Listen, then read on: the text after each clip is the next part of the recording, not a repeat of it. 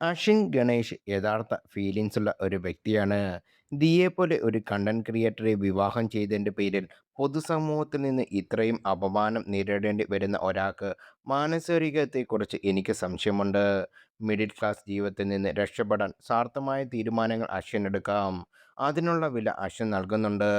തൻ്റെ കുടുംബത്തിനെ ഭാര്യ നിരന്തരം വിമർശിക്കുന്നത് നേരിടണം. അവർ മുഖാമുഖം വഴക്കിടാനുണ്ടോ എന്ന് നമുക്കറിയില്ല. പക്ഷെ പരോക്ഷമായി എപ്പോഴും ഭർത്താവിൻ്റെ കുടുംബത്തെ ദിയ കുറ്റപ്പെടുത്തുന്നുണ്ട്. തൻ്റെ കോർപ്പറേറ്റ് ജോലി അശ്വിൻ വിട്ടു. ദിയയുടെ ബിസിനസ്സിനെ സഹായിക്കുന്നു.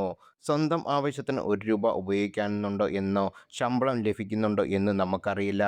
തൻ്റെ കുഞ്ഞിൻ്റെ പിറന്നാൾ പാർട്ടിയിൽ നിന്ന് തൻ്റെ മാതാപിതാക്കളെ മാറ്റി നിർത്തിയതിന് സാക്ഷ്യം വഹിക്കേണ്ടി വന്നു. സന്തുഷ്ടയല്ലാത്ത ഭാര്യ തന്നെയും തൻ്റെ കുടുംബത്തെയും നിരന്തരം വിമർശിക്കുന്നതിന് സഹകരിക്കണം. നിർഗുണൻ, ഒന്നിനും കൊള്ളാത്തവൻ എന്നിങ്ങനെ സമൂഹം വിളിക്കുന്നത് കേൾക്കണം. തനിക്ക് ചിക്കൻ ലെഗ് തരാത്ത അമ്മായിയമ്മയെ സഹിക്കണം. ഈ ലിസ്റ്റ് ഇങ്ങനെ നീളുന്നു. യഥാർത്ഥ ഫീലിങ്സ് എന്താണെന്ന് നമുക്കറിയില്ല. ദിവസേന ഈ അപമാനം എങ്ങനെ നേരിടുന്നു എന്നും അറിയില്ല. അശ്വിൻ ഒരു ഇൻഫ്ലുവൻസർ അല്ല. അശ്വിനെ ആളുകൾക്ക് നിർഗുണമെന്ന് വിളിക്കാതിരിക്കാനാകുമോ? കുറച്ചുകൂടെ കരുണ കാണിച്ചുകൂടെ?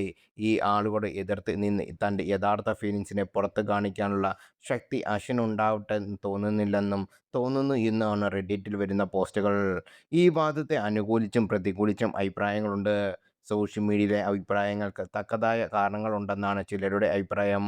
സ്വന്തം മാതാപിതാക്കളെ ക്ഷണിക്കാത്ത പിറന്നാൾ പാർട്ടിയിൽ പങ്കെടുക്കാൻ അശ്വിൻ തയ്യാറായി.